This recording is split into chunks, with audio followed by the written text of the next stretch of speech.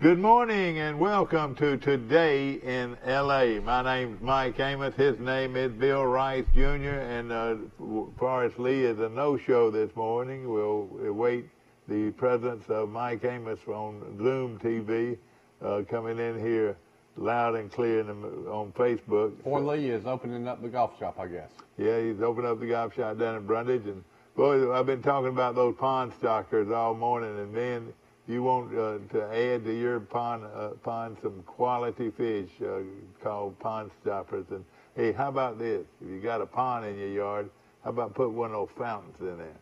Yes, beautiful fountains. I mean, anything to do with a pond, they can help you. And I think it's a super neat idea for a business. Of course, it's 4th of July weekend, and of course, I want everybody to remember Troy's giant 4th of July fireworks is going on as scheduled, and it'll be at dark.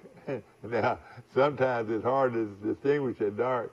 It seems like it stays light a long time, but that's when they're going to start it, when it gets dark, and it'll probably it's usually be about 9 o'clock, isn't it? Probably 8:30 or 9 o'clock, and go ahead and get your barbecue grills and get with your friends and do your barbecue. And right before you go home from a long day of having fun by the swimming pool, hey, how about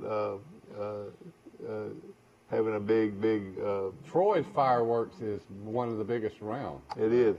In fact, I had a friend of mine to tell me he was riding down the road on Highway 231, and he looked over there and he saw this fireworks, and he was wondering why all these cars on 231 had pulled over. They were watching the fireworks, and of course, you know, heck, I would too if it was the 4th of July. It's become a great tradition, and you're right. There are people all over town that find their little places they watch. I've got one, and I'm going to not talk about it because I don't want anybody else to know about it. I watch it. Oh. Well, Bill Rice Jr., ladies and gentlemen, was born and raised in Opelika? Well, Mobile? I was born in Birmingham. And then I moved to Clearwater, Florida, Fort Myers, Florida. Then we moved to Opelika in the heart of Auburn country, that's where I lived my Opie Taylor days. Had a lot of fun in Opelika with all my Auburn friends. And then halfway through 6th grade, Dad got transferred to Mobile, Alabama, so we lived in Mobile for 9 months. Yeah. Man, that was culture shock, Mike. Yeah, going from a little small town in Opelika to Mobile. Then, thank goodness, they got us out of Mobile. Nothing against y'all, my friends from Mobile, but I was happy to get out of there and move to Troy, Alabama, which, you know, I knew Troy well because all my grandparents all lived here, and I was coming to Troy all the time in those years anyway.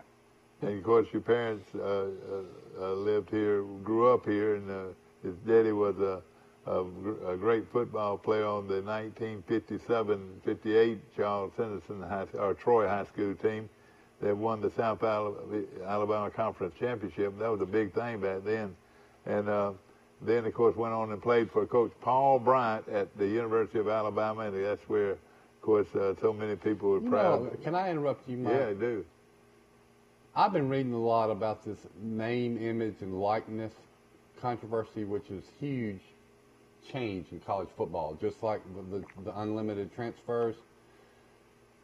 And so one reason for this name, image, and likeness initiative is that you can help players, and I guess kind of implied is that the players are being exploited. They're not getting enough of the money.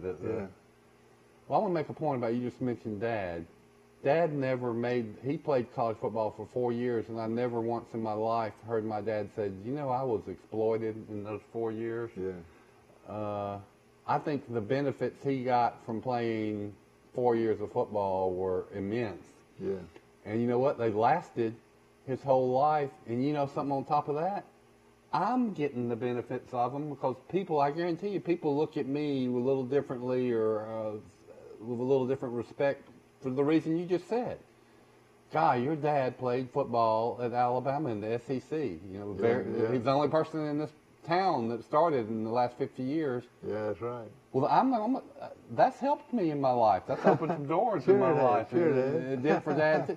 So you see my point, that was a benefit that lasted my dad for decades, and now it's lasting his children for decades. And, so I don't feel sorry for the poor, allegedly exploited athlete. Back then, this ball game is brought to you by Golden Plate potato chips and Coca-Cola, and of course Coach Bryant used to make a big. You saw that commercial and everything, and then also they would say, this ball game is brought to you by Texaco. Trust your car to the man who wears the big red Texaco star and Sky Chief Supreme, and by. And they didn't have a lot of advertisement, and I'm sure a lot of the advertisement came from the university, don't you think? Yeah, but they did. But it just wasn't a big thing. But then later on, look at what we've got. It was later in life that I started zeroing in on this concept of branding and how important a brand is. But they were doing that from the beginning of advertising. That's why these companies are so valuable, because over and over and over we've just heard about them, and so they have a brand, and you can sell that brand for trillions or billions of dollars. Waiting for the University of Alabama and Troy University and Auburn University are brands. That's right, no question about it. And you got to go through. You want to have a good brand. Bill Battle became a multi-millionaire. That's probably Mike coming in. Good morning. How you doing? Good morning. How's everything going in your neck of the woods? Neck of the woods. That's a good three-liner. Pretty down there. The last couple of days, it's supposed to be kind of rainy this week, but just your normal, showers. There is a lot of people down there. I'll say that. Down in Great Beach now, they'll be coming in there. To me, of all they're already here. They're here for the week. Of course, I don't have to tell you, Mike, but to me, the 4th of July is the beach weekend. To me, I mean, that's when I want to be at the beach, or want to stay here and watch all the fireworks here. But you wouldn't believe the fireworks down there all over the place. Mm-hmm. Nowadays, Rice, the individuals have as nice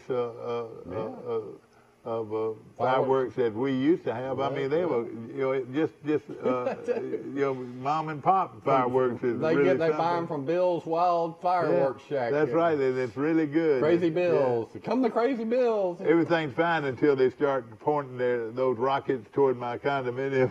I don't like that much. But man, those things. Ronnie Gillen's old high school coach sell fireworks for a living. Oh yeah, it's a big. Hey, listen, a lot of people make money on fireworks this time of year, and especially, people in the counties, that don't have fireworks. They set up some kind of trailers that you can just put on a piece of land for a month. Yeah. Want to mention our good friends at First Citizens Bank of Luverne, William Petrie and Steve Sanders. Oh, Steve Sanders is one of my best buddies from Luverne, and want to say hello to him this morning. And the Up Store on South Brundidge Street, and boy, they can handle a lot of your school needs and your business supplies and business needs. Also, Express All Company right here in Troy, and Chris and his bunch have been his daddy, Charlie Noneman, were great. Have been great supporters of my show, and of course, also Little Caesar's Pizza. And Rice and I say this: if you're riding down the road and you're hungry, drop by Little Caesar and you're ready to go, hot and ready. It's delicious. Oh, it's a lifesaver for when you got two little kids like I do. I mean, you just stop in for $6, less than $6, get you a pizza that's going to make Maggie and Jack happy. I'm tickling. I've got some thoughts. A lot of times I start laughing with some of my own thoughts. But look at Rice. Rice, you got a sort of a late start, did you? I mean, I'm not going to tell everybody how old you are, but you got a late start with those little babies. But it changed your life, didn't it? Oh, night and day. I'd almost given up. I was going to get married, and then I was going to become a daddy, and then I met the right girl I was looking for all my life, and we soon had Maggie, and then I always, you know what I always said, Mike, growing up, and Dad always said, he said, marry you a sweet, kind school teacher. Well, I got me a sweet, kind school teacher. They got the summers off. that was a big thing, wasn't it? And then I always said, about when I thought about children, I said, well, I would like 2 children. You know, I don't think I can handle 3 like my parents did. Yeah. But I want more than 1, and I'd like to have 1 of each, the boy and the girl. And gosh, if that's exactly what I got, Mike. Yeah, and I tell you, I hear you talk about them, and you know, of course, I had twins, and then my daughter Rebecca, who hopefully is going to be on our show tomorrow, talking about Wimbledon and some of the things that go on in the tennis world that we might not know. She can educate us. She loves tennis. She really does. I wonder if y'all wouldn't have had twins, Dad, if you just would have had a boy, if y'all would have stopped it too. I don't know. I never asked your mama that, but I know this. I was proud of my 2, and I've had so many memories that I've shared with so many people. You know, people ought to know you and know Camille and know Rebecca by heart, because we talked about them over the years, on this show alone, over 20 years, and it's fun to reflect. And you know, I hope I don't bore people with some of the things that have happened to me in my life. People appreciate it. I'm doing a lot of research on COVID recently, but also I love the topic of, for some reason, don't ask me why, of inflation and economic stuff. I'm real into that. Yeah. And I have come to think that inflation is more widespread, a bigger problem than the government says it is. One thing I write about is that to adjust to inflation, people have to do workarounds. You know, they have to try to save money if prices are going up. So, you know, you might shop at Dollar General more than you did in the past, or you might buy a Piggly Wiggly brand or store brand when you used to buy Peter Pan or Jiffy peanut butter, trying to save money everywhere to deal with inflation. Do you know this? But let me finish my point before I forget. Sure. And then one of the big workarounds that people have done to deal with rising inflation, they're having fewer children than they used to have in the past. I've looked it up, and families used to have 3 kids or more, and now they are having fewer. And why are they doing that? Are children expensive? You save hundreds and hundreds of thousands. Each child costs about, I think I've looked it up, about $230,000 over the next 18 years. So a massive workaround that people have adjusted in the last couple of decades is have those 2 kids where they used to, people might have had 3 or 4. You know, hand-me-downs, you know, I've always had that luxury, but of course, you know, Michael, and you've got those 2 beautiful young girls. I have 3. You have 3 brothers, 3 siblings. Yeah, three siblings. So you're a family of 4 children. But you know, yeah, he's a family of 3. Family of 3. You know, with Michael, and of course. Well, no, I mean, I'm talking about, you're talking about Dad's brothers. He's got Uncle Joel and Uncle Bill. Okay, so you've got 2 brothers. 2 brothers, yeah. Okay, so you're like me, family of. And my brother Bill is not doing very well, and my thoughts and prayers every minute go to him and his. What a guy, 85 years old, and looked like a movie star. It really did. I tell you, he still is, and hopefully he can handle this latest situation. Mm-hmm. But of course, ladies and gentlemen, it's with Wiley Sanders Truck Lines. I want to tell you a couple of things. I started counting them the other day from Birmingham. I mean, Wiley Sanders Trucks. And I think I counted 18 or 20 that have gone by me on the way. You know, we just don't realize what that company does for our community. And Wiley Sanders Truck Lines is a very important part of our community, and we appreciate it. You know, Mr. Sanders, and then his daddy, and then Mr. Campbell, and all the other key people out of those companies, they not only invented and grew great businesses, they got into the right businesses. Yeah. Like, I mean, the businesses that are prospering, and that people need. I mean, the plastic, to get into the plastics before everybody else, and the lead that nobody else hardly does. The truck lines are so important.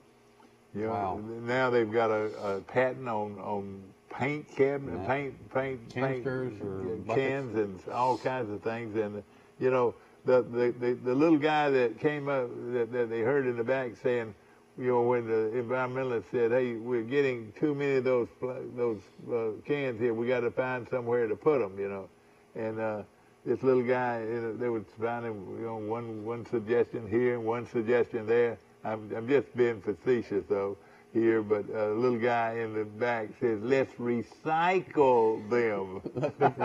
I know, and now sure, they recycle them all right. They're the largest recycler of plastics in the world. That's the biggest industry. That if you don't think about it, that plastics that they recycle, and it goes out. It ends up in little cubes, and it goes out all over the country to paint anybody that needs plastics, you know. Yes, and of course, I got on the show late. You want me to get the actual release? Big news, ladies and gentlemen. I want to say big news. Mike Amos is going to give it to you right now. Yeah, Troy and Mark Smart announced mutual decision for the future of Troy baseball. Troy and Mark Smart announced Monday a mutual decision for Smart to step aside as Troy's baseball head coach following 6 seasons in the role. Smart will remain with the Troy Athletics Department as a special advisor to the athletic director. I appreciate all the work that Coach Smart has done as a player, assistant coach, and just recently as head coach. Here at Troy, Director of Athletics Brent Jones said, "He has led the program with integrity and will always be a valued member of our Troy baseball family. We'll look to build upon the success Coach Smart's era as we find the next head coach for Troy baseball." In 21 seasons, as a player and coach, Smart wore the Troy uniform in 1,173 games. Oh, boy. Which is the most of any player or coach in school history. During his career as a player and coach at Troy, Smart was part of 6 conference championship teams, 7 NCAA postseason teams, and has paired the Division II national championship squads. Additionally, Smart played with or coached 36 of the 60 All-Americans in Troy history. Wearing the Troy uniform provided me front row seat next to Chase Riddle and Bobby Pierce. This is from Smart, the 2 most impactful coaches in my life, Smart said. The single highest honor of my professional career was being allowed to follow in their legendary footsteps as the head coach at Troy. Thank you to every one of my teammates who have always supported me in every way possible. Thank you to every player, coach, trainer, and manager for your commitment to the program. Thank you to every single fan for your unbelievable support of the program. Finally, thank you to my beautiful wife, Deborah, and our children, Taylor and Chase, for your love and unwavering support. Troy's coming off 27 and 26 season, which has finished 3rd in Sunbelt East, tied for 3rd place overall in the league. Smart led the Trojans to 172 wins and 135 losses in 6 seasons as Troy's head coach, which included a trip to the 2018 NCAA Regionals. A national search will begin immediately for the Smart successor. Oh, man, I'm heartbroken. Yeah, me too. I tell you what, you talking about decency. You know, they use that old word, decency. Well, when Mark Smart did anything, he did it with common decency. And you know, I know if you want to use that word, that's a good term. But he let me tell you, I don't know if they looked at this thing. You know, it's not always about wins and losses. It's the quality of the program. I thought the quality of program was as good as it's ever been at Troy. I'm a huge Troy fan. And I felt that way every time I walked in that stadium. This was a quality program. And what else can you ask for? It just, you know, I mean, I think coming off COVID, I think Troy went 9 and 8, and then they came off this year going 27 and 26. I mean, the program had dropped a little bit, I will say. But I mean, I am heartbroken for Mark. I wish it would have ended in a different way other than this.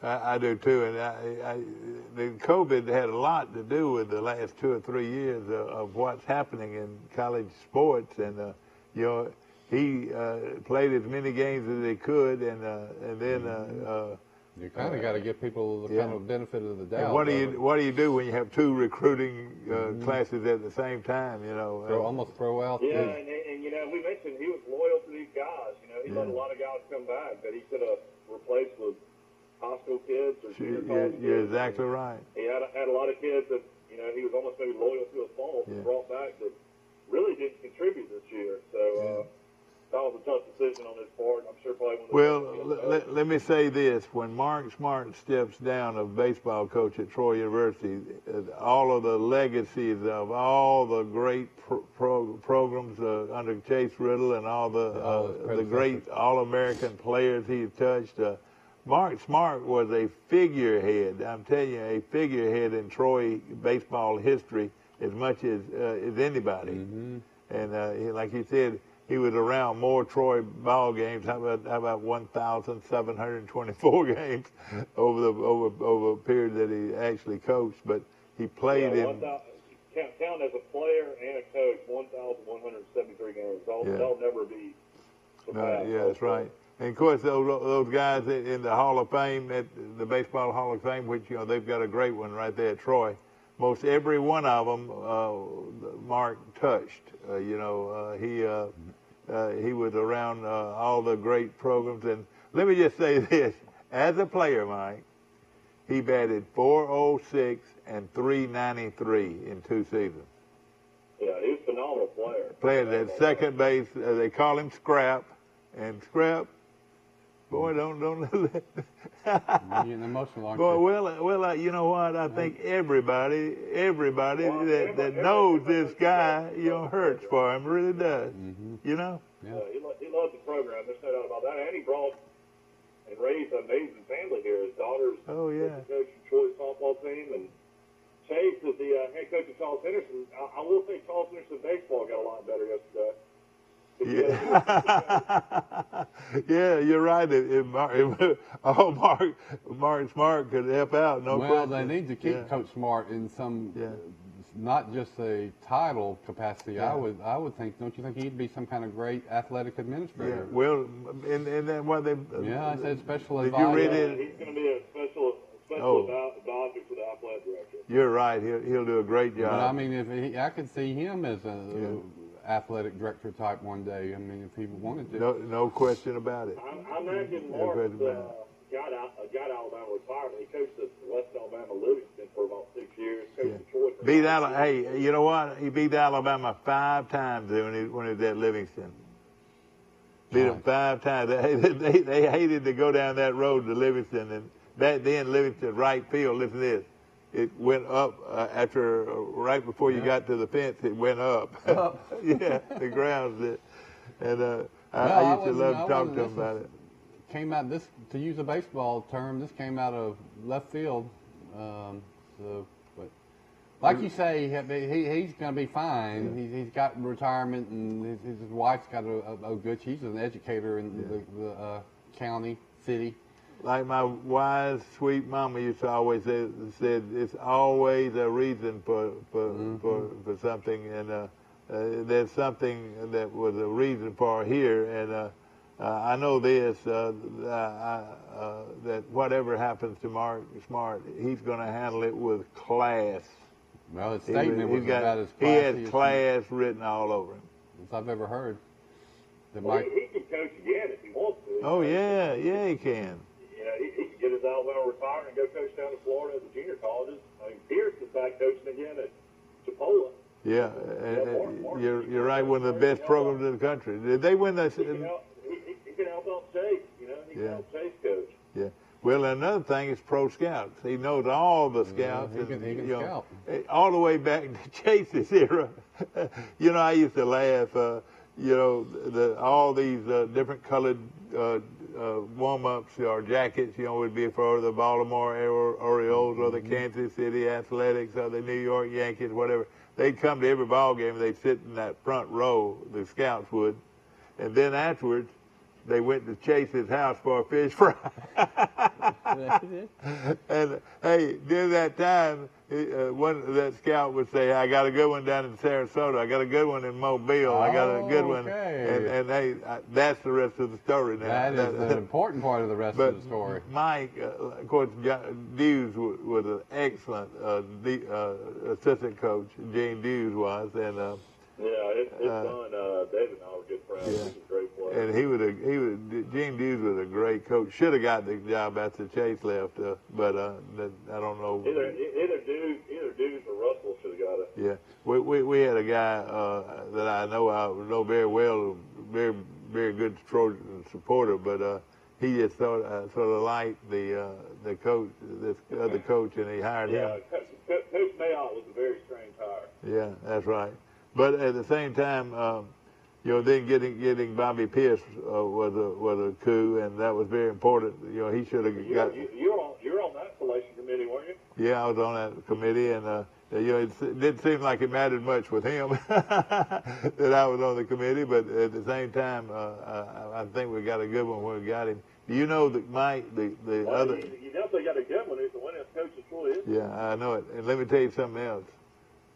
The other guy that was getting some votes for the job was the head coach at Chipola, and look, hey Mike, he'd won something like 6 or 7 World Series or Junior College World Series, and Junior college national championship. yeah, that's right, national championship.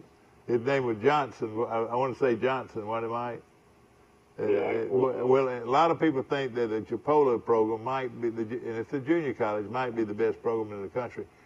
Panama City paper, I read the Panama City paper a lot when I'm down there, and they come out with a list, and it's fun to see players in the pros. There's a big, long list in that paper every Sunday, and it says how they did, how did they do. Well, Chipola, all these Chipola players were going were getting drafted right and left, and what a program at Chipola. You made a point that I haven't thought about enough. Here I am thinking I'm this smart guy, but I've just missed an important point. What's the key to any sports program? Recruiting. And Nick Saban will tell you that, right? Yeah. Same with baseball, maybe even more so because you don't have as many scholarships. And so when you give a scholarship, you better be right on and been right in your evaluations. Well, you just said what the key to Chase Riddle was. Well, one, he was a great man and coach. But he cultivated those scouts. He was one of them. He was buddy with one of them. And he took them to those fish fries.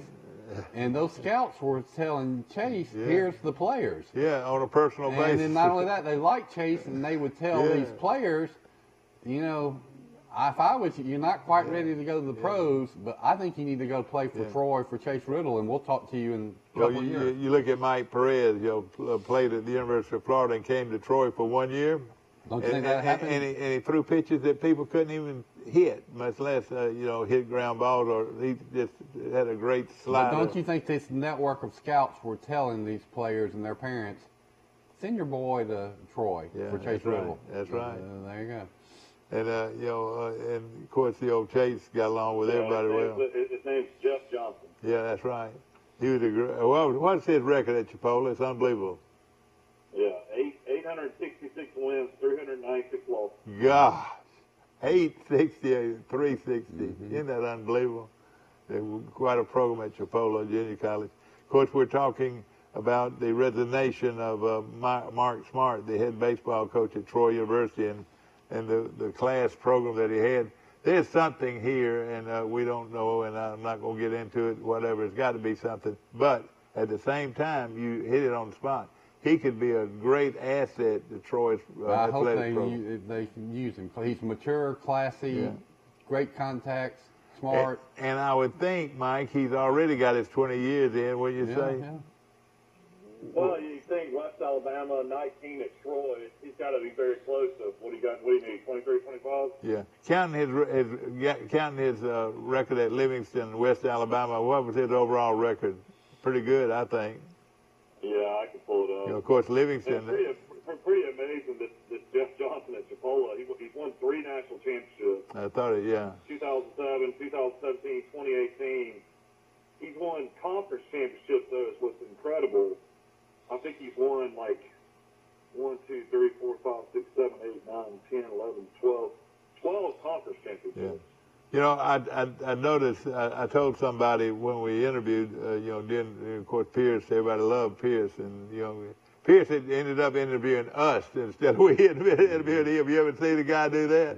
He wanted to find out what we were going to do. And that's how that interview went. This guy, Chipotle, coached 18 Major League Baseball players. Yeah. Great coach. No question about it. 18. Yeah.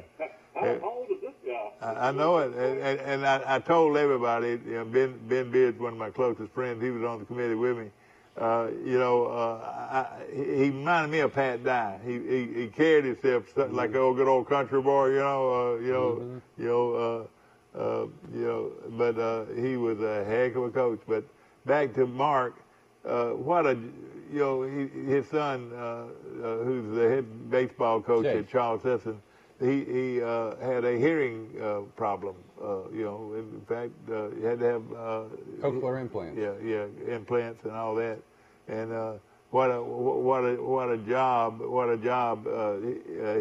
he did working with his son that way. And now his son's head baseball coach at Charles Henderson, was a great baseball player at at Troy University. And Mike, how many times y'all heard me say this? He was the best high school baseball player I've ever seen. I'm telling you. Yeah. He was a great high school, and all he had to do in what's the name of the stadium, Mike, where the train track? Riverwalk. Yeah. He hit a home run one night at Riverwalk, went over that train. That train was rolling down the road, and he hit it over the train. He was a catcher you did not try to steal on it. I don't know if I can ever remember anybody trying to steal on Smart, I never got to see. I didn't get to see him. I read about him from afar. I was living in Montgomery, but yeah. Well, when I say that about a baseball player, I've seen a lot of young high school baseball players play baseball, and some of them you're good friends, Mike. But I tell you what, none of them was better than him. You remember the day you were doing the color, I think, on that game, and how he just took over that ball game. Yep. Yeah, he was kind of a phenom his whole career. I mean, he had a lot. His career was a lot like Brian Meadows. Every single time he was out there, you'd watch his every move. Of course, there's a story behind every type situation like this. If he had coached 20 years and he was retiring or whatever, they were ready for a change, I would say fine. But hey, this man had this Troy program in a class way. They'll never find a more class guy than Mark Smart to coach the baseball team. And I love the athletic department at Troy, and I love the guys that work in it. And I know there's a reason for everything, and I'm not going to get into that. But, again, Mark Smart has given his resignation as coach at Troy University, and hate it for him and his family. But at the same time, if that's what he wanted, more power to him. Yeah, well said. But that's big news. Bobby Pierce was assistant coach at Chipotle this year, and he became the head coach at Chipotle when he was only 23 years old. Yeah, he was very young, and what a. He said he entered the Troy Baseball Hall of Fame in 2015 with Miss Betty Riddle. So Coach Riddle's wife is in the Troy Baseball Hall of Fame. Yeah. She needs to be. That's an excellent Hall of Fame that they set up. No other team at Troy had really done anything about having a Hall of Fame, but boy, Troy's got a good one in baseball, and of course, a lot of those guys will go on to be in the Hall of Fame at Troy. The total athletic program. But I want to say baseball. Let me make. Naming coaches. Here's why this is important. As much as I hate to say it, the Troy football team is probably not going to win a Division I national championship. Might make the playoffs one day now that they've expanded the playoff field. Basketball team's probably not going to win the NCAA Division I basketball national championship. But I'm here to tell you, the baseball team could do it. That's right. The baseball, we have talked about it many times in the last couple of shows. What do you need, Mike? Give me two strong starters and two guys. You find some of those scouts that said, here's your pitcher, that nobody else got. You got the two great pitchers. And you got two other guys. You put some other players around him. Yeah. You get some fan support and good coaching. You do like Coastal Carolina a couple years ago, and boom, you're in Omaha and you win it. Yeah. You know, that could happen. That could happen in Troy, Alabama, at Troy University. I would say this: give them two great pitchers and two great guys coming out of the bench, out of the dugout, the bullpen, and hey, you got a chance with those guys. You know, if you got two great starters that can shut them down. I'll make another point about this. Why that's possible. There's so few scholarships in baseball. I think it's 11.3 that they divide among a roster of 30 players. So they're not, the great teams are not pulling all the talent and getting, there's enough talent to go around, in other words. You know, and of course, Troy has put together some great coaches over the years, and I can name all the great coaches and a lot of the great assistant coaches. And Mark put together a good staff himself, and I just this information, I got it late last night, and then this morning we've been talking about it. Now, the number one thing now is to find a new head baseball coach. And Mike, hey, how about that old boy that people say, oh, he's a high school coach. Let me tell you something. Ponder can coach anywhere, don't you think, Mike? I wonder now. I would hire Ponder at Troy State University right now. I would too. That's the first name I thought of. But I mean, there is going to be a lot of people saying no college experience, but I guarantee you the guys that's a proven winner, and you don't go to a 5A school like you did last year, and Pike Road, and almost win a state championship. I mean, that's incredible what he did. I mean, there's something to Ponder as far as being able to develop kids and make kids believe, and he is a great motivator apparently as well. So I mean, I don't know. I mean, I would definitely interview. I think he's a guy that would be a great college head coach one day. I would interview him.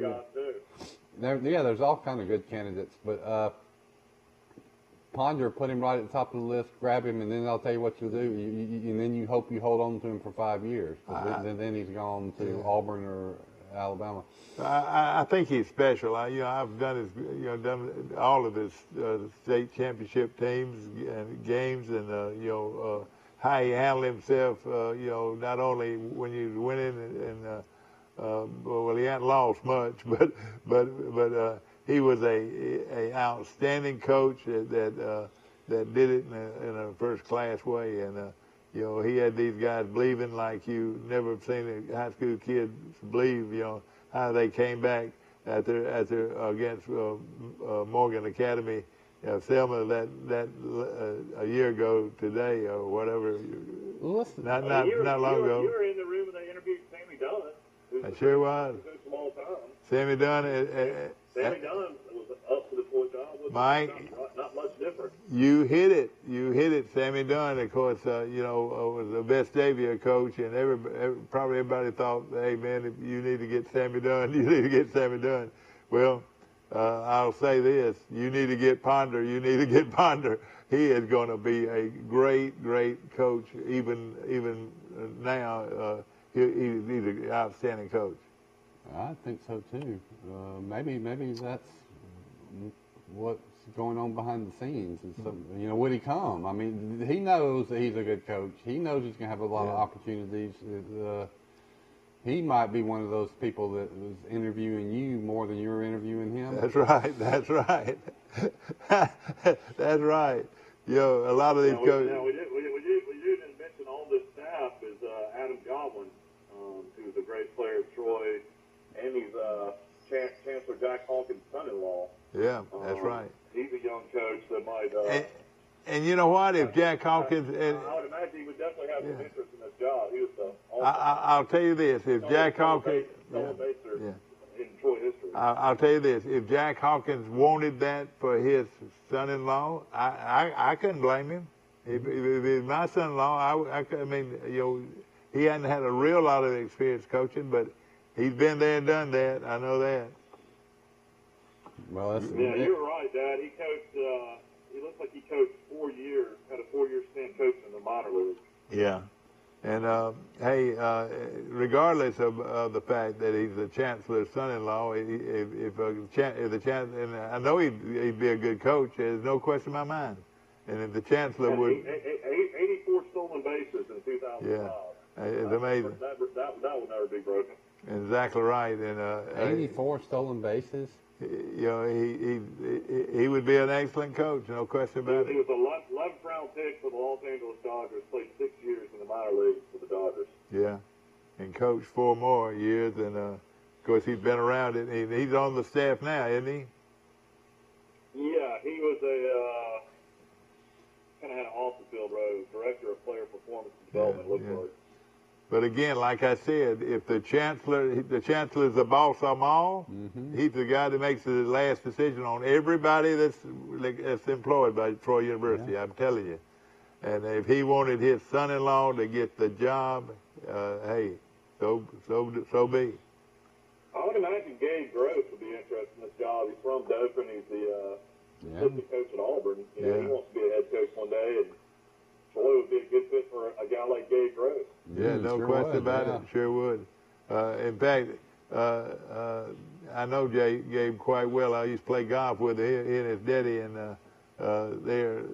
his daddy operates the line company in Ozark. His daddy was a great player, wasn't he? At Auburn? Football player at Auburn. I remember Doc. They were great friends with Bud. Yeah, you're right. Real good friends with Bud. I remember Doc Anderson telling me once he was the trainer at the Alabama-Mississippi High School All-Star game for a long time.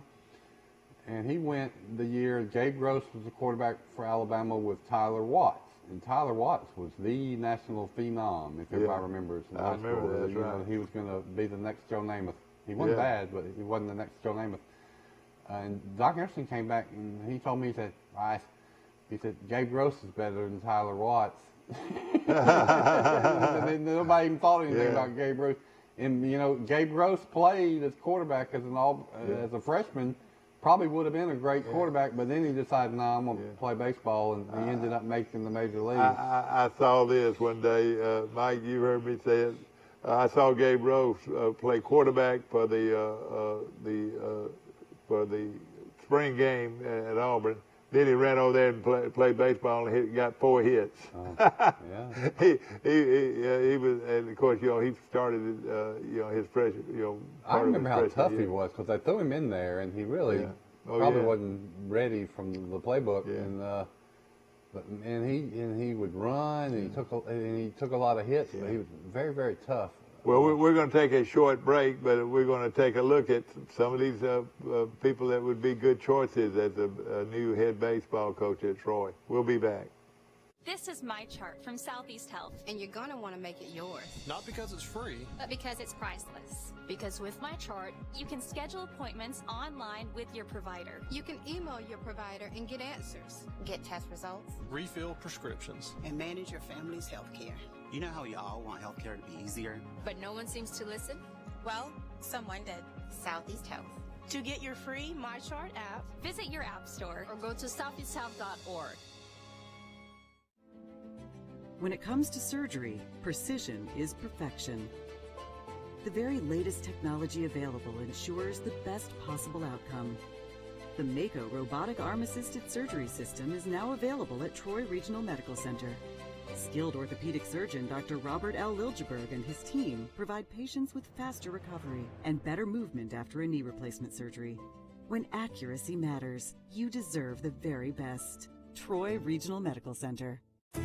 A personal touch, a high level of trust.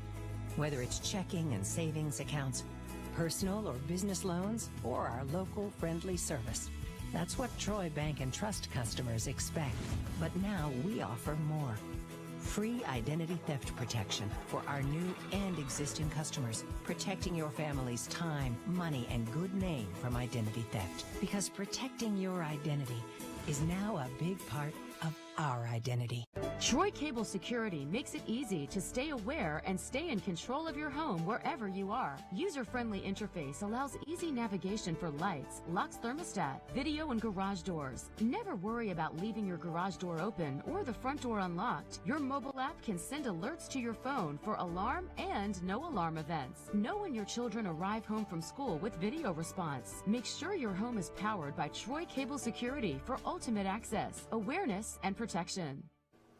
Back to our show, ladies and gentlemen, brought to you by Health Actions. I go to them regularly, and they are great. I tell you, Health Actions right here on the bypass in Troy for rehab at its best. And I tell you what he does, he works my neck. And boy, that helps you. Yeah, it really does. And with this problem I have, it really does help quite a bit. Of course, remember the 4th of July celebrations coming up this Sunday night, and get your proper place. Like you said, you already got your place hit for your family. No, I ain't saying it to anybody, but this is the best place. Are you gonna grill some hot dogs? You know what we do is we get our little baseball chairs, collapsible chairs, and some quilts, and then some beverages and ice, and then we load up and we eat all the hot dogs and stuff before we leave. And then we go about an hour before the fireworks and listen to the music and let the kids run around, and solve some of the world's problems, and then enjoy some of those beverages. You gonna have flags? You gonna have flags? Nope. Well, I was thinking. I guess I will. I can get some. If you had a little bit, you want to show? I don't have any. We have one here on the set. Of course, we've also got the parade in downtown. Brundidge? No, they've already had theirs. Oh, in the Meeksville. Yeah, Meeksville will have their annual 4th of July parade. Mike Amos is coming today. The handsome Mike Amos coming to us from Grayton Beach. And Mike, you say it's getting crowded, even more crowded? Yeah, I mean, there's thousands of people down there. I went to your condo yesterday, and I couldn't even find a place to park down there. Yeah. There's just so many people in Panama City Beach, so many people on 30A. And, it was bad this past weekend. Every single place you go down here is just golf carts, tons of bicycles, tons of people walking. I mean, it's everything you could think the 4th of July would be down here. But now it's quality. It's most all of it's quality people that are just family-oriented people. Yeah. You don't have a lot of this wild bunch, do you? No. It's not like we got like noise going on around here. But you'll definitely start hearing the fireworks pop. I would imagine in the next few nights. Mike, everybody's loading up on fireworks coming down here. But ladies and gentlemen, there's a lot of former Troy University players and fans that are heartbroken today as Mark Smart has given his resignation as baseball coach at Troy. And, of course, we're not going to get into why. I don't know why. Brent's a baseball guy, though. Brent played at Oval for us, and, as athletic director, he's a guy that knows baseball. He'll find a good coach. Oh, yeah, there's no question that he will, and a lot of people will want that job. But I tell you what, Brent, let me tell you this. Don't look at the fact that this guy didn't coach college baseball, because this kid is special, and I don't think anybody in the state of Alabama, good baseball people, would not recommend Ponder as a head coach. He is quite good, but at the same time, he would have a huge following in the Troy community. Yeah, there'd be huge support. That would help too. That's another important thing is being known in the community and getting fans in the bleachers. You're right. Yeah. Some of you folks out there that want to comment on this resignation can call us at 670-0052. And it's very easily to find out.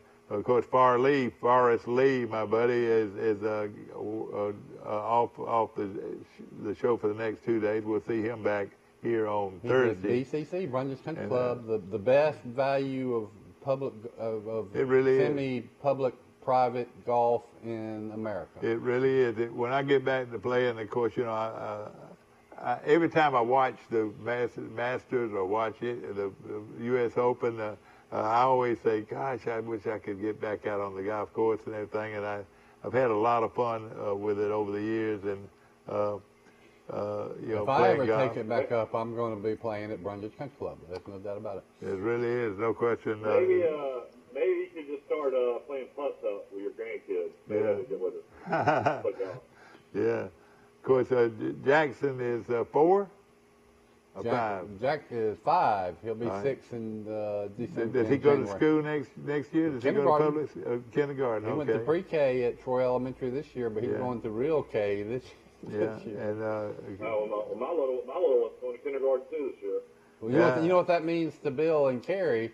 That means we get a pay raise because we've been paying for daycare. We had to pay for pre-K. Yeah. And now the state of Alabama taxpayers are paying for Jack to go to school. Thank you. Well, that's good. And your wife is one of the excellent teachers. I hear more people say that about her excellent teacher at Charles Tennyson High School. Thank you for saying that. She is. And her students love her. Of course, you know, like I said, there's a lot of sad people, you know, hearing the news that Mark Spark is no longer the baseball coach at Troy. And, of course, I'm sure the search is on for the next coach. And, you know, there are a lot of good coaches out there, and, you know, and it doesn't, at different levels. I mean, if he's a baseball coach, he's a good one. And, of course, you can hire staff that can recruit, and you know, you've got to do that in baseball. But I hate to say this, but if you know Ponder came, you know who he might want to get as one of his top assistants. Who? Rush Hickson. Yeah, I thought about that. That's right. I thought about that too. I thought about Rush Hickson, and he'd be a good one, no question. Rush, one day, you know, Rush is probably too young, but one day his name will be up for this job. Well, it's interesting to see. You know, I don't know if Brent Jones is, you know, most athletic directors already have a list, so he's probably already got an idea of who he's looking at. Of course, you got Mississippi State, Vanderbilt playing in College World Series up in Omaha. And, you know, they all have great assistant coaches there. Troy is a solid, and let me tell you, Mark helped to build it. Troy is a solid Division 1A program. They can play with Southern Cal, they can play with Texas, they can play with Oklahoma, they can play with Alabama, Auburn. Troy can play baseball with any of them. Mark would not be, Coach Smart would not be particularly happy with the records the last couple of years, but they're not, you know, terrible. The team could compete and did compete at a high level. I mean, for a while there, it was Troy at the end of the year was on a tear, and then at the very end they had a couple of losses, or else they would have been the number 2 seed in the tournament. Mike, that was 9 straight wins against solid. They swept Coastal Carolina at Coastal Carolina. That's never happened. Swept them. Coastal Carolina just 5 years ago won the national championship. Mm-hmm. Yeah, the issue I think for Troy this year was just consistent pitching. They had and a couple of their great players didn't really have the years they'd had before. Yeah. You know, you're right. Our left fielder, Mosley definitely was down this year. He had been potential all-conference. Well, he was an all-conference 2 years. Yeah, that's right. And he struggled this year. Yeah. I mean, he was a great outfielder, though, boy. Coach Smart, had a tough decision to make with a lot of those guys. We had already mentioned that before. I'll tell you something about it. I had to see Coach Lindsey this year, you know. Yeah, oh yeah. Bringing these guys back for, another year. Yeah. You could replace them with somebody else. Well, all I hear is good things out of the Troy camp, and but again, I'm sure they're saying the same thing at Arkansas State. They're saying the same thing at Louisiana, and everything at. I'm really surprised Vegas has Troy at 6.5. I feel like this is the toughest Troy schedule Lindsey's had as a head coach, and 6.5 wins is, bowl game. 7-5 would be a great season. Yeah, that's right, bowl game. I've always said this, and people are going to laugh when I say this. Hey, I just soon go 6-0 because I get the same reward that the guy that went 11-0, 11-1 gets the right to go to a bowl game. You understand? I mean, whether you're six wins or you're 11 or 12 wins, you get the same reward. You get to go to a bowl game and go to but you want to have a chance to win your conference championship. Yeah, exactly. But it's going to be tough because of the schedule. And I want to say this about Troy. I just said that Troy could win a national championship in baseball, and I think that two Amoses agreed with me that could happen. You know, it's not incredibly far-fetched. But now with this expanded playoff to 12 teams, it's not far-fetched for Troy to make the Division I college football playoff. Here's all they'd have to do: go undefeated in the Sun Belt Conference. Yes. And has Troy had some teams that could go undefeated in the Sun Belt? Oh yeah, they have. Very easily they could go undefeated and then you've got these out-of-conference schedules. And I would say that, you know, those games, Troy, you got 3 or 4 of them. South Carolina. Most of them are winnable. You usually have one game with a South Carolina, Tennessee, SEC-type team. Well, Troy's proven that they can win that game. Yes, sir. So they run the table in the Sun Belt Conference. They pull one upset against a Tennessee or an LSU or a Missouri, an Oklahoma State. 12-0. Conference champion. They meet the bowl committee criteria. That year, if Troy can just do those things, they are in the big dance playing for it. And you talk about changing this town. but I tell you what, we better do it in the next 5 or 6 years because getting those games with the big boys is going to become rare. You know, exactly. I would say softball is the same thing, though. I think softball can win it all. Yeah, softball. Yeah, they could. They could. Especially if you had one pitcher, just one. Well, they got a great one out of Brantley. They could have one more. How did she end up doing, Mike? Did she have a great year? Johnson was 22 and 7. 22. How many strikeouts she have? Do you know? I don't know. I'd have to look all that up. But she was phenomenal. You know, Troy almost beat Clemson. I think you need more than one pitcher. That second game up in Tuscaloosa, it's just they had to play Alabama. Yeah. Let's talk about. It's just too tough. I said Troy can run the table in the Sun Belt. Last year, everybody said that wasn't Troy's best team. That was a under 500 team. Well, look at Troy's record in the Sun Belt. There was one team, Appalachian State, that handled Troy and blew them out. Every one of those other Sun Belt losses Troy had, they could have won. They were in those ball games, including Coastal Carolina, which they should have. They had to create a way to lose that game. Yeah, no question. Yeah, the tough thing for Troy was we hadn't played Lafayette a lot lately. Now we add Lafayette again to our schedule. We can beat Troy. Can beat Lafayette. Yeah, they can beat them. You're right, no question.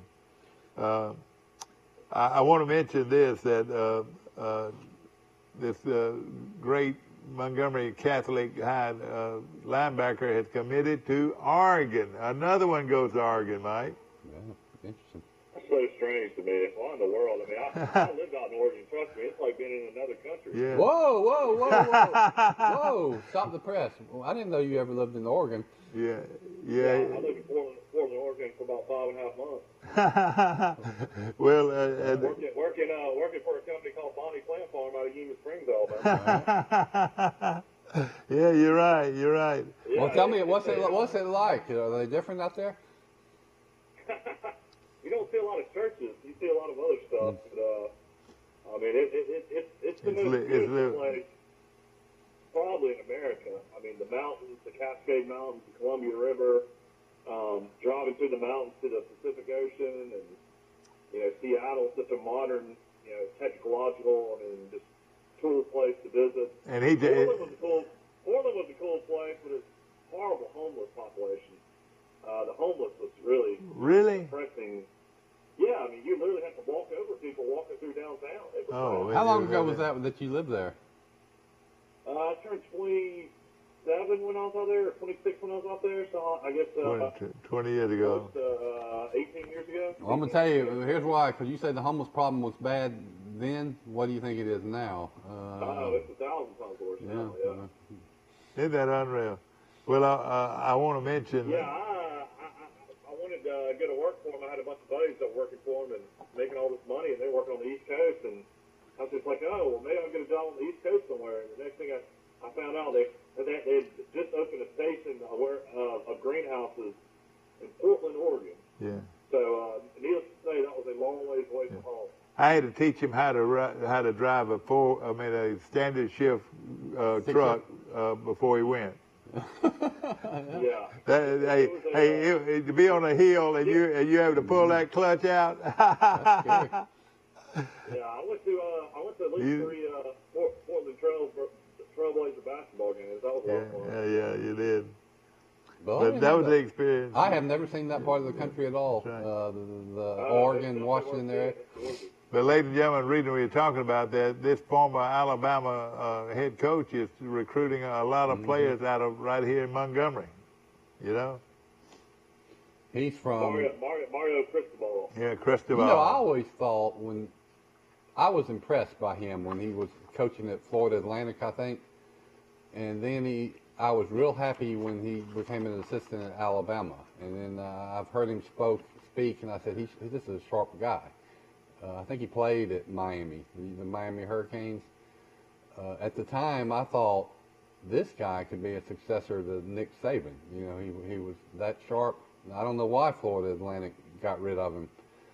And now he's gone out to Oregon, and he is following the Nick Saban model, which is recruit nationally. And he has got into Alabama and taken several kids in the last couple of years. You know, Mike, something that happened in Birmingham might have had something to do with this. Was when Casey Dunn got the job at UAB. Of course, he was an outstanding coach at Sanford. Sanford was a good, solid 1A baseball program, and he lived right in the middle of Vestavia. And I'll tell you how you could tell that he lived right in the middle of Vestavia. At Christmas. Christmas decorations, yeah. Christmas, thousands. I'm talking about hundreds of thousands of people drive right through his front yard to look at his Christmas decorations. Coach Dunn? Can you believe it? He got all. I mean, it is unbelievable. That was Casey Dunn, the head baseball coach now of UAB. Is he still doing that? Right, yeah. That's an interesting little trivia. He's still doing it. I've actually driven by his house before. I have too. I've driven by it too. You know, I got an old classmate that Tommy Parrish that lived in Troy for a long time, and I think he transferred and ended up graduating from Headland High. Remember the Christmas City thing in Ayrton? Oh, was yeah. So huge. Tommy Parrish for several years owned that. Oh yeah. And you know, and then there were thousands of people that would go through that place. Ladies and gentlemen, believe this: at Christmas time, they can build it, and they will come. They'll sure come to see those decorations. Oh, we went to one last year I'd never been to in Enterprise. I've been there before. Little neighborhood. I've been there. You're correct. Let's take another short break. We'll be back brought to you by Circle Insurance in Ozark and my good friend Sam Judah. At the Piggly Wiggly, we proudly support our local farmers and bring you the best they have to offer, all at cost plus 10%. When you shop local, you reinvest in your community. Remember, buy local, shop local. Piggly Wiggly, local since forever. Right now, you can join Planet Fitness for no enrollment, $10 a month, no commitment. We're keeping things squeaky clean with tons of equipment and plenty of space to spread out while you work out. And check out the crowd meter in our free app to pick the best time to visit. Don't wait. Join the judgment-free zone today for no enrollment, $10 a month, no commitment. Join in club or at planetfitness.com. Planet Fitness is open in Troy. Join now for zero enrollment and $10 a month. Hurry, deal ends June 8th. $29 down and payments as low as $99 a month. Yes. Now through Monday, $29 down and $99 a month. Yeah. $29 delivered. Only at Premier Chrysler Dodge Jeep Ram. Shop at PremierTroy.com. Nobody beats a Premier deal. Nobody. Have you seen an increase in your insurance premiums or significant change in your insurance coverage? Let Sandbeck Insurance offer you a better plan to suit your business or personal needs. Sandbeck Insurance offers many lines of insurance, whether it's home, farm, or auto insurance, work comp, business, or health and life policies. Sandbeck is here for you. Call or visit our Troy, Enterprise, or Andalusia office today. Sandbeck Insurance, where we take pride in taking care of your insurance needs. At the Piggly Wiggly, we proudly support our local farmers and bring you the best they have to offer, all at cost plus 10%. When you shop local, you reinvest in your community. Remember, buy local, shop local. Piggly Wiggly, local since forever. Let's see, do I got your Back to our show, ladies and gentlemen. I think so. Okay. Brought to you by our good friends at P.S. Falk Furniture in Enterprise, Mike. That's Andy Falk, and boy, what a great furniture store he's got. I tell you what, he's got the type of furniture store. If you walk in there, you better be ready to buy something because the prices are unreal, and the quality and the style of furniture you will love. I promise you. Yeah, Andy's one of my favorite people of all time, and just really cool store. Andy used to go all over the world to bring in all this stuff, and I know he's got all the relationships, and he's still able to get everything he used to be able to get. Is what I was told, and he's a guy that I've had a lot of fun times in my life at a lot of different events, and Andy's been a part of a lot of them. He's a great friend. Let me tell you this. Great family. Mike, we're talking a little bit about the Braves this morning. Now, the Braves, how are they doing? Last time I saw them, they were 3 games under 500. They've been struggling. They had 2 pitchers get hurt, 1 out for the year. Then their star player, one of their star power hitters, had some off-the-field issues where he's off the team and probably will never play again. What did he do, Mike? He had some domestic violence issues, so he's probably never going to play baseball. Oh, gosh, isn't that unreal? Mike, how are my Yankees doing? They were only a couple games over 500 last time I looked. Yeah. I could go over to the Major League standings if you want to. Well, yeah, give us an idea. The Clippers won last night as well, so now the Clippers-Sun series is at the Suns are up 3-2, so that's still going on in the NBA. All right, where does the next? I don't know if we talked about it, but Vandy jumped all over Mississippi State last night. How would you like to be a Mississippi State fan? There's 25,000 seats at the minor league ballpark in Omaha. It's probably 20,000 were Mississippi State. Isn't that amazing? They get down 7-1 in the first inning. Their starter walked 2 guys, hit 2 guys. Oh, no. Then he gave up, I think, a double and a single. Then they bring in a reliever. He gives them a 3-run homer. So after 1 inning, they were down 7-1. I remember that's pretty heartbreaking. Who was the coach at Alabama that had Alabama as a baseball power for about a 4 or 5 year period? His name was Jim Wells. Thank you, Jim Wells. And remember, Alabama got to the national championship game against LSU. This was after they lost against Roger Clemens in Texas. And the same thing happened. I mean, almost in the first inning, LSU just blew out Alabama. So Vanderbilt's up by 1, is that right? Yeah, they play again tonight in Omaha. Did they throw Rocker last night, or what did they do? No, they threw Al Leiter's son, Jack Leiter, who's going to be the top pick of the draft. That's another son of a pro pitcher, he's a lefty that throws 95, 97 miles an hour. Yeah. All right, Will Rice. I got a nephew that's a lefty that's going to be 6'4" one day. And you look at these programs, and all of them have top-rated officials. Coaches that would love to have the Troy job. To tell you the truth, a Division 1A program. Sunbelt Conference, great facilities. They're going. You know what I hear too, Mike, is they're going to improve those facilities and add some bleachers and amenities down the right field line. Chairbacks on every seat. Yeah, you're right. That's on the wish list, as they say. Yeah. Here's your Major League Baseball standings. In the American League East, Boston is having a great season, 48-31. They're ahead of Tampa Bay, who's 47-32. I saw where Jason Reeves, the mayor, took his family to a Tampa Bay Anaheim Angels or Los Angeles Angels game. Did he? So, Jason got to see Tampa Bay. In the Central, you got the Chicago White Sox, 45 and 32. They're 2 games up on Cleveland. Your New York Yankees, all the way down, are 40 and 38. They're 7.5 back of the Red Sox. Oh boy. In the West, this is amazing. They were not a great National League team, but they've been great in the American League. The Houston Astros are 48 and 31. They're 1.5 games up on Oakland. We moved to the National League. The Mets are actually leading the East. They're 40 and 34. The Braves are 4.5 back at 37 and 40. In the Central, you got the Milwaukee Brewers, 46 and 33.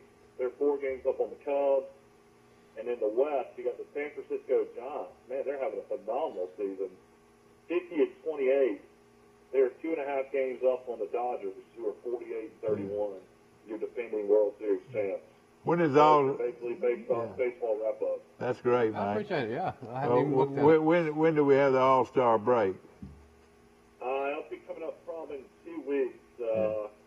They've so far the Braves have played 77 games, so they're not even finished with half of their season. Isn't that amazing? I think they play way too many games. I think they ought to play 162. Don't you think they play way too many? Well, that's the baseball tradition. You're a traditionalist, aren't you? You wouldn't want to go. That's how many Babe Ruth used to play. Well, and Lou Gehrig. And of course, you couldn't have you couldn't do the have the all the standings and the. Baseball has changed with the better though. Double hitters. You play double hitters. They're only 7 innings. Oh, I didn't know that. I did not know that. In extra innings, we talked about this, how crazy it is. So they automatically start the inning with a runner on second base. That's crazy. Crazy. See, I'm a traditionalist. I don't like you. See, record. I don't even like going to 7 innings and that putting somebody on second base is crazy. Do you know having the longest game though? Boy, I have a hard time watching the whole baseball game. Well, it's because they change pitchers so often, and then they could do other things to shorten the game. But But I tell you this. They have a batter's count in the World Series where you can't step out, and then they have a pitching count. Oh boy! The pitcher's on a timer. By the time he gets the ball, he's got to release it within 20 seconds. You know what would be interesting to do is to go back to when Mike was following baseball in the 50s and the 60s or the 30s and 40s and count the average number of pitchers that would pitch in a game and then count the average number of pitchers that pitch in a game. I guarantee you back in the day, you would have, 2 pitchers that might pitch in a game, and don't you think now that you probably have 3 or 4 probably that are pitching in a game? I remember Elroy Pace with a reliever, a 9th inning reliever, and of course Ryan Deeren, and you could some of these relief pitchers. Some of them were pretty popular. I tell you, the key here, 153 games is records.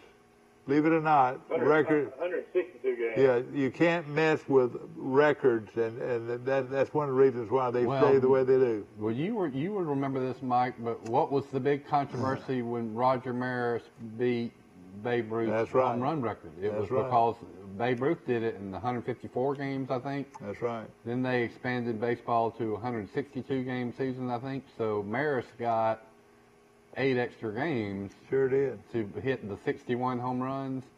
I think he beat Babe Ruth's record by 2 home runs, but they both came after those last 8 games. So that, I think for a while they had an asterisk by that single season home run record. Yeah.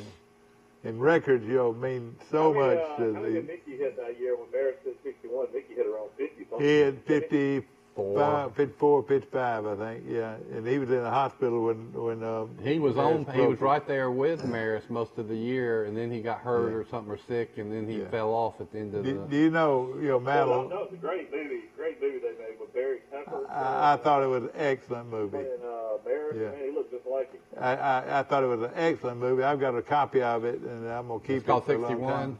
It's called 61. It was a great. I've never seen it. I'd like to see y'all. It was really good. And Mantle for years, as good as he was, he was booed. I mean, you know, even at Yankee Stadium he was booed. But everywhere he went traveling, he'd go into American League, you know, Washington Senators, Baltimore Orioles. He'd be booed out of the deal. But when Maris started doing what he did, people started clapping for Mantle and booing Maris. They didn't like Maris for some reason. Yeah, I know they didn't. And you know, another thing about this is what I can't get over. It sure wasn't good for kids to see. Those Maris was a chain smoker. Maris smoked. They smoked in the dugout. Did you know that? Yeah. I mean, they smoked. Have you ever seen these old footage of the golfers? All the golfers that used to be smoking on the course? But can Jack you see? Nicklaus, Arnold Can you Palmer? see them finishing the cigarette and mashing it on the floor? I've read books and seen accounts of the old Oakland Raiders when Kenny Stabler and Fred Biletnikoff were playing. Yeah. And they were at that halftime of the football game. They were all in there. No way. Yeah. No way. I didn't know that. Oh, man. I knew Snake, and old Snake was a good guy. I don't know if Stabler was smoking, but they were players. I think Fred Biletnikoff was one of them that was a smoker. Biletnikoff was known by putting that stickum on his leg. You know, he'd have it down on his ankle. That stickum.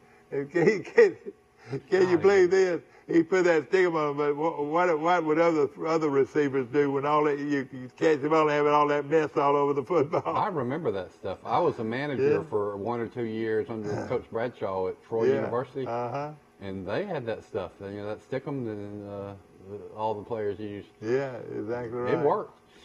That's exactly right. Of course, it's 8/16, and I hope you're doing well today as we head toward 4th of July weekend. Of course, the holiday will be on Monday. This is what people like is when they can get that extra day on the 4th. Mm-hmm. I was in the newspaper business full time. Now I'm a freelance journalist. But when I was an editor at real newspapers, man, the one tough thing was most of these weekly newspapers, your deadline the day you put the paper out is Monday and Tuesday, and so you really worked hard on Monday or Tuesday to get that paper. Well, and then we had all these holidays where everybody else was off on Monday, you know, and then there I was, you know, working as hard as I could on when everybody else was having fun. Oh, yeah. Now, you need to go to church on Sunday. That's what you need to do for the 4th. Yeah, that's exactly right. I'm sure we will. No question about it. Of course, ladies and gentlemen, it is well, gosh, is this the first or this is the first day of July, isn't it? No, it's 29th of June. Excuse me. got one more day, is that right? Yeah, one more day, the 30th. Yeah, exactly. I want to tie in a point. Bill Rice is a real smart guy. Could you name all the different, let's see, let's start with January, let's work our way all the way to December. Name all the days in each month. How many days are in each month? January. You know, I was just asking you about this. 30. I remember, here's a little ditty I used to remember. 30 days are in. I would have a tremendous 30 days are in September, April, May, and December. All the rest have 31 except February, which has. But I've botched that thing completely. They have 28. I just asked you. January has 31. February has how many? 28, except for in leap year. 28, yeah. That's right. March has how many? 30 days. I would say March has 31. April. I think April has 30. It's easy to do. What about May? I think May has 30. 30. May has 30. Wait a minute. What is May? Does May have 30 or 31? I think they got 31. Actually, yeah, May's 31. See, boys, I beat both of y'all, and I'm an old man. June. June has 30. Wait a minute. Yeah, 30. That's right. July. June does have 30, so this is the last day of the month is tomorrow. Is that right? July has 31. That's important because a lot of my bills that I mail are due on the 30th. Like I just mailed one yesterday on the 28th, and it might not make it. Yeah. August has got 31. September's got 30. How many July have? They have 31, don't they? July has 31. November's got 30, and December's got 31. Now, do your ABCs backwards. I can't do it. How can you do? You got to be looking at something. I want to make a point. I'm kidding around. I've made my little inflation point about workarounds. And then another point I've written about a lot is shrinkflation. That's another way they conceal inflation. They make the canisters smaller, or the number of potato chips in the bag is smaller. Sneaky way of concealing inflation. Yeah. Well, recently I've been on some crazy kick of watching early Columbo episodes. Yeah, I love. Yeah. Everybody remembers Columbo. It's a great show. So I'm watching one the other night, and it's from season 2 of Columbo, 1971, I think, and it's actually filmed in London. Columbo is cracking the case over there in London. Yeah. But there's one scene where somebody's sitting on the park bench reading a newspaper, Mike. Yeah. You will not believe how big that newspaper is. I mean, it's just that wide, and that tall, and it's just full of stories. Yeah. Now you hold up that newspaper. I know The newspapers have shrunk by about 50% in 40 years. So that means you can't get as many news stories, and the stories you get have got to be shorter. Yeah. So the public is not getting as much information and detailed information as we did. Yeah, because of shrinkflation, and the reason the newspaper pages have shrunk is because it costs money to print that paper, and the publishers are trying to save money, so they shrink the size of the page. And you get less potato chips in a potato chip. You don't think have the candy bars gotten smaller? I don't know so far. Well, yeah, they have. They've gone to I'm big. I'll never forget just dying to go get a Birmingham News back when I lived in Birmingham on a Sunday. Yeah, oh yeah. I mean, it was like a book, you could say. You're right. Oh, that's another thing. I said shrinkflation. The pages have shrunk in size, but yeah, the page number. I mean, it has gone from a Sunday Birmingham News would have been 120 pages, and now it'll be. Heck, I don't even know if they print one, but if they do, it'll be 30 pages at the most. But that was a real traditional paper, and I, they had the Post Herald in it. For jobs, man, they had so many jobs listed back in the day in Birmingham News. It was insane. Yeah. That's what really hurt newspapers. If y'all want to get into some inside the business thing, classified section was huge in newspapers, and a large part of those classified sections were help wanted ads. What did they do? They all went to what Craigslist or online, and when that happened, newspapers lost a ton of their revenue streams. And then these small local papers did these would have these people would put in their inserts. Yeah, inserts, but Yeah. But what was on this? What was it? What were they exactly? Well, they call them inserts, but on a Sunday, your whole den floor would be full of the inserts that fell out of the paper. You're right. Where things had to be posted, and you don't want anybody to see it. Legals. Legals. That's what I'm thinking about. Legals. They started using these small papers, so not enough people would read it, and they wouldn't worry about. That's what's keeping newspapers alive today, ladies and gentlemen. If y'all want to get some inside intelligence on the newspaper business, you still have to legally run your legals. So these would be foreclosure notices, or all the I'm going to zoning notices or whatever by law that says if you're going to do this, you got to publish it in a paper. Yeah. Well, let me tell you. The newspapers, they still have to run those, and so newspapers still get a lot of revenue from those. But if they ever put those online, you're going to see a lot more newspapers close than already have. Well, I'll tell you this. What about like the obituaries? Do they have to pay for the obituaries? The Birmingham News would have hundreds of people, listed on the obituaries, and then there'd be tons of people's wedding announcements and weddings you could read about them. That's right. That's just you're right. But I'll tell you this: the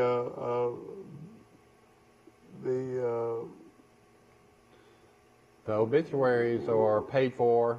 I don't know if they always have been paid for, but they are definitely paid for now. And then the marriage and the wedding stuff is paid for.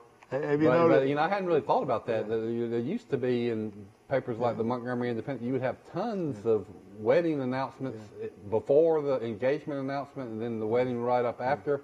That's disappeared, man. But I tell you this: the obituaries are still there, and they're a lot larger. I mean, gosh, you can take up a half a page for one obituary sometimes. Well, people will buy. But people read that though. People will buy a newspaper for so obituaries are very important for a newspaper. Yeah, so it's really gotten better. That's the one section that people will go to first is to see if they're. You've got to see if your friend passed away and when the services are. Well, let me just say this, and we'll get into this on another day. But I want you to tell us some of the things that Bobby has changed to the Messenger for the better. I'll tell you one thing: I don't see on these prison or arrest type things. I don't see names anymore, and I like that.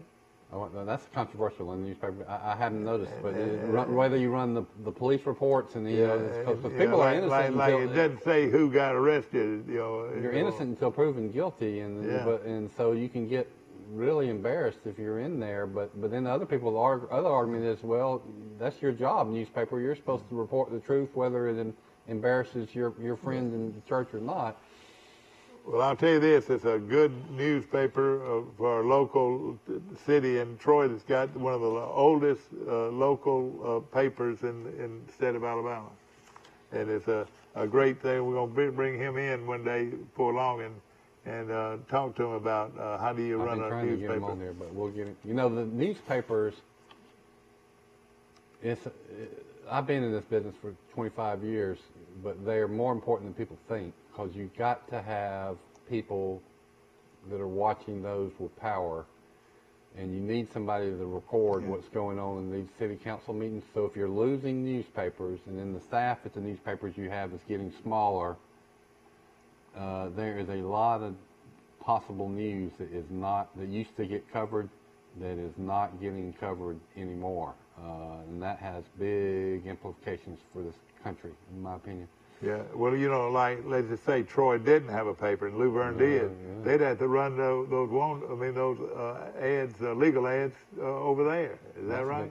Where would you do them? But they wouldn't be telling a lie. They would say, "Well, I'm using this Luverne paper." You're right. I mean, you've got the Troy Citizen, my old paper.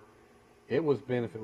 We got into the pocket of the Messenger because I liked your paper. We could run legal ads, but here's the little kicker: the newspaper industry protects itself by saying no, you can't run legals in any old newspaper. You can't run them in a free paper, which we were for our first year. We just threw it in people's yard. It has to be a paid subscriber paper. Well, I said, heck, I want some of those legals, but the only way I want to get them is I got to be a paid subscriber paper. So what did I do? I switched to a paid subscriber paper, and the Troy Citizen was now subscription, so now Bill could run those legal ads that we're talking about. But even then I couldn't run them. I had to wait a year. I had to be a paid subscriber paper for a year. Finally I went to subscriber. I did it for a year, and I could run them, and then I without even lifting the finger, those, and they ran them with my paper, because my paper ran them cheaper. I saved the taxpayers money, and I saved the attorneys money. But ladies and gentlemen, but that's a good point for people. Bryce, you would be a great journalism teacher. Have you ever thought about that? Man, I would, but the journalism I would teach, they ain't teaching today because it would be politically incorrect.